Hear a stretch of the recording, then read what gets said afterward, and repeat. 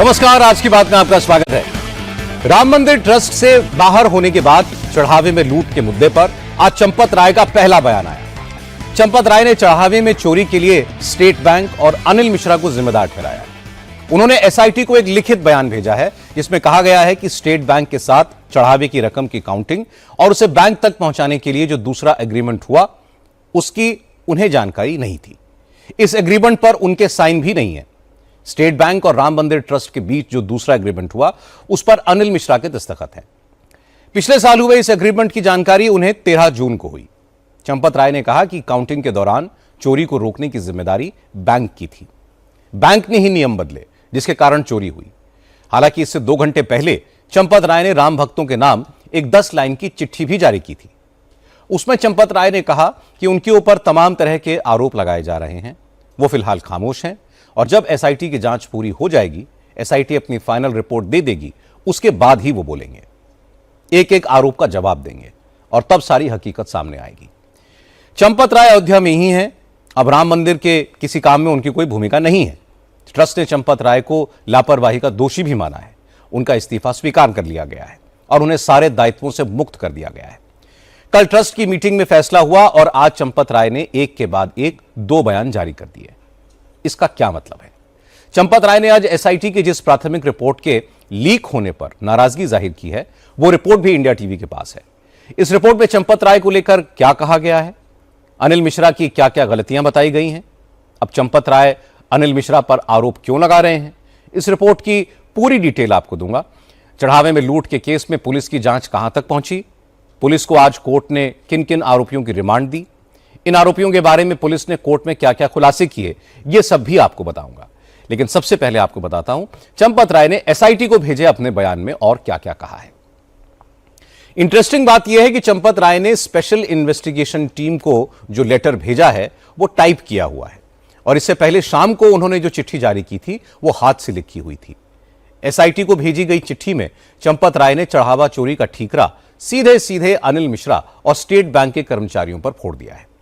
चंपत राय ने कहा है कि चढ़ावे की गिनती की एसओपी तय करने के लिए 5 फरवरी 2025 को स्टेट बैंक के साथ जो करार हुआ था उसकी जानकारी उनको नहीं दी गई। उसके बारे में उन्हें कुछ नहीं मालूम था। चंपत राय ने कहा कि 2020 से ट्रस्ट ने जितने भी एग्रीमेंट किए, जितने भी एमओयू हुए, उन सब पर उन्होंने साइन किए, लेकिन इस एग्रीमेंट की उनको भनक तक नहीं लगी। इस पर अनिल मिश्रा और स्टेट बैंक के अयोध्या में चीफ मैनेजर गोविंद मिश्रा के साइन हैं। चंपत राय ने कहा कि इस एग्रीमेंट की जानकारी उनको इस साल 13 जून को हुई। चंपत राय ने कहा कि चढ़ावे की गिनती की व्यवस्था में छेड़छाड़ के लिए पूरी तरीके से स्टेट बैंक जिम्मेदार है। स्टेट बैंक ने ही हाउसकीपिंग स्टाफ को गिनती के काम में लगाया। चंपत राय ने एसआईटी को लिखा है कि इतने सेंसिटिव काम के लिए हाउसकीपिंग के स्टाफ को लगाना सरासर गलत था और यह गलती स्टेट बैंक ने की। हालांकि एसआईटी की जो प्राइमरी रिपोर्ट आई है उसमें भी अनिल मिश्रा के ऊपर गंभीर आरोप हैं। एसआईटी की प्रिलिमिनरी रिपोर्ट में यह 9 पेज की रिपोर्ट है। इसके मुताबिक अनिल मिश्रा के पास से पर्सनली तो चोरी की रकम नहीं बरामद हुई, न ही अब तक उनके प्रोसीड ऑफ क्राइम का फायदा लेने का कोई सबूत मिला है। लेकिन चढ़ावे में जो चोरी हुई उसके लिए अनिल मिश्रा को दोष मुक्त नहीं किया जा सकता, क्योंकि राम मंदिर में आ रहे चढ़ावे के हिसाब किताब की मुख्य जिम्मेदारी अनिल मिश्रा की ही थी। चढ़ावा चोरी मामले में आज अयोध्या पुलिस को 3 आरोपियों लवकुश मिश्रा, अनुकल्प मिश्रा और करुणेश पांडे की 1 दिन की रिमांड मिली है। पुलिस ने तीनों आरोपियों की 7 दिन की रिमांड अदालत से मांगी थी। इस मामले की जांच कर रहे डीएसपी आशुतोष तिवारी ने कोर्ट को बताया कि उन्होंने रविवार को जेल में 5 आरोपियों से पूछताछ की थी और इस पूछताछ में कई खुलासे हुए हैं। इसलिए अब तीनों को पुलिस जेल से बाहर निकालकर अपनी रिमांड में रखकर पूछताछ करना चाहती है। पुलिस ने कोर्ट को बताया कि लवकुश, अनुकल्प और करुणेश के बैंक खातों के बारे में जो जानकारी मिली है उससे पता चलता है कि इन अकाउंट्स में उनकी आमदनी से कहीं ज्यादा खर्च जमा है। राम मंदिर का चढ़ावा चोरी हुआ, इसका असर अब देश के दूसरे मंदिरों पर दिखने लगा है। बड़े बड़े मंदिरों में चढ़ावे की गिनती और ट्रस्ट के संचालन के नियम सख्त किए जा रहे हैं, निगरानी बढ़ा दी गई है। हरिद्वार के मनसा देवी माता मंदिर में ट्रस्ट ने नए नियम लागू किए हैं। अब मनसा माता मंदिर के पुजारी भी बिना जेब के कपड़े पहनेंगे। जो पुजारी जेब वाले कपड़े पहनेंगे उन्हें मंदिर में एंट्री नहीं दी जाएगी। पुजारी अपने साथ कोई बैग भी मंदिर में नहीं ले जा सकेंगे। इसके अलावा चढ़ावे पर नजर रखने के लिए 7 लोगों की कमेटी बनाई गई है।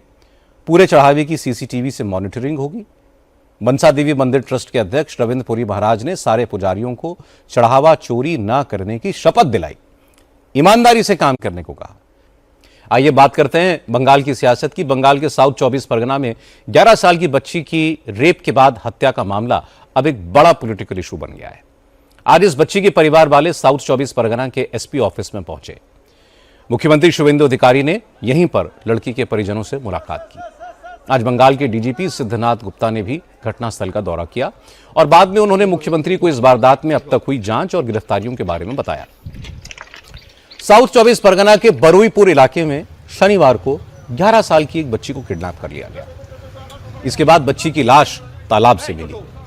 पोस्टमार्टम रिपोर्ट में बच्ची के साथ गैंग रेप की पुष्टि हुई है। अब बात पंजाब कांग्रेस में चल रही इंटरनल फाइट की। पार्टी हाईकमान की तरफ से भेजे गए नेताओं की तमाम कोशिशों के बावजूद पंजाब कांग्रेस के नेता फिलहाल एक मंच पर आने को भी तैयार नहीं है। पंजाब कांग्रेस के इंचार्ज भूपेश बघेल कल से चंडीगढ़ में हैं। पंजाब कांग्रेस के नेताओं से मुलाकात कर रहे हैं, लेकिन न चरणजीत सिंह चन्नी उनसे मुलाकात करने आए, न चन्नी के गुट का कोई और नेता अभी तक भूपेश बघेल से मिला है। चरणजीत सिंह चन्नी और उनके समर्थक ये चाहते हैं कि अमरिंदर सिंह राजा वडिंग को पंजाब कांग्रेस अध्यक्ष पद से हटाया जाए। इससे कम पर कोई बात नहीं बनेगी। अमरिंदर सिंह राजा वडिंग डिफेंसिव पर हैं। वो पिछले 2 दिनों में कई बार कह चुके हैं कि वो कांग्रेस के प्रदेश अध्यक्ष हैं, मुख्यमंत्री पद के दावेदार नहीं हैं। अब बात बिहार की बांकीपुर विधानसभा सीट पर होने वाले बाई इलेक्शन के लिए आज बीजेपी ने अपने कैंडिडेट के नाम का ऐलान कर दिया। बीजेपी के प्रशांत किशोर के मुकाबले बीजेपी ने अभिषेक कुमार को मैदान में उतारा है। बांकीपुर सीट बीजेपी अध्यक्ष नितिन नबीन के इस्तीफे से खाली हुई है। इस सीट पर नितिन नबीन 5 बार से लगातार जीत चुके हैं। ये बीजेपी की सबसे सेफ सीट्स में से मानी जाती है। बीजेपी ने अभिषेक कुमार को कैंडिडेट बनाया है। अभिषेक नौजवान हैं, नितिन नबीन के करीबी भी हैं। बिहार में भारतीय जनता युवा मोर्चा के उपाध्यक्ष रहे हैं, कायस्थ समाज से आते हैं। बांकीपुर में करीब 14% वोट कायस्थों का है। आज नाम का ऐलान होने के बाद अभिषेक कुमार ने कहा कि जनता ने विधानसभा चुनाव में भी एनडीए का साथ दिया था और उन्हें पूरा यकीन है कि बाई इलेक्शन में भी बांकीपुर के लोगों का समर्थन उन्हें मिलेगा। अब बात छत्तीसगढ़ की। छत्तीसगढ़ में वक्फ बोर्ड ने निकाह के लिए कुछ नए नियम लागू किए हैं, जिनको लेकर के विवाद हो रहा है। स्टेट वक्फ बोर्ड का कहना है कि फर्जी निकाह और लव जिहाद के मामलों पर रोक लगाने के लिए सख्ती जरूरी है। इसलिए अब अगर कोई मुसलमान लड़का या लड़की किसी दूसरे धर्म के व्यक्ति के साथ निकाह करता है तो वक्फ बोर्ड की परमिशन के बाद ही निकाह कर पाएगा। इसके अलावा छत्तीसगढ़ में अब वही मौलाना निकाह पढ़वा पाएंगे जो वक्फ बोर्ड में रजिस्टर्ड होंगे। अब बात तेलंगाना की। असदुद्दीन ओवैसी ने स्पेशल इंटेंसिव रिवीजन मतलब SIR के जरिए NRC की तैयारी करने का आरोप लगाया है। ओवैसी कल हैदराबाद में बोल रहे थे। SIR के लिए वकीलों की वर्कशॉप में उन्होंने कहा कि विरोधी दल अमित शाह को हल्के में कतई न लें। अमित शाह कच्ची गोलियां नहीं खेलते। अमित शाह जो काम करते हैं उसके पीछे बड़ा मकसद छिपा होता है। अब उन्होंने एक कमीशन बनाया है। ओवैसी ने कहा कि उन्हें तो शक है कि SIR के पीछे अमित शाह का असल मकसद NRC करवाना है। अब बात प्रधानमंत्री नरेंद्र मोदी के इंडोनेशिया दौरे की।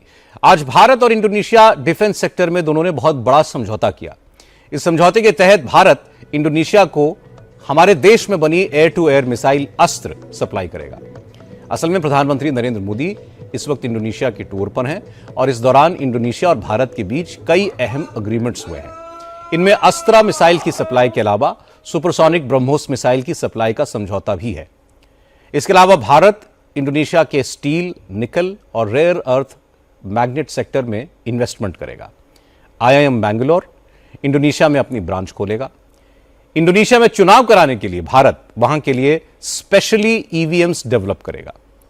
प्रधानमंत्री मोदी की इस यात्रा के दौरान दोनों देशों ने स्ट्रेट ऑफ मलक्का के पास सबांग पोर्ट को डेवलप करने का भी समझौता किया है। केरलम के वायनाड से आज बुरी खबर आई। वायनाड में भारी बारिश के बाद जबरदस्त लैंडस्लाइड हुआ। बड़ी बड़ी चट्टानों के साथ हजारों टन मिट्टी तेज बहाव के साथ आबादी वाले इलाके में आ गई। बड़ी बड़ी गाड़ियां इस मलबे की चपेट में आकर तिनके की तरफ बह गई। लोगों को भागने तक का मौका नहीं मिला। इसल इलाके में काम कर रहे कई मजदूर मलबे में दब गए। अब तक 5 लोगों की मौत की पुष्टि हो चुकी है, 7 लोग घायल हैं, 3 लोग लापता हैं। बाढ़ और बारिश ने जम्मू कश्मीर में भी तबाही मचाई है। डोडा में बीती रात लैंडस्लाइड के बाद आए फ्लैश फ्लड ने कहर बरपा दिया। डोडा इलाके में देर रात तेज बारिश हुई। पहाड़ पर क्लाउड बर्स्ट हुआ और रात करीब 2 बजे थथरी गांव में फ्लैश फ्लड आया। इससे कई मकान और दुकान ढह गए। सड़क पर मलबा ही मलबा भर गया। दर्जनों गाड़ियां मलबे में दब गईं। कुछ गाड़ियां मलबे के साथ बहकर चिनाब नदी में चली गईं। राहत की बात यह रही कि किसी की जान नहीं गई। इस फ्लैश फ्लड के कारण डोडा किश्तवाड़ हाईवे फिर से बंद हो गया है।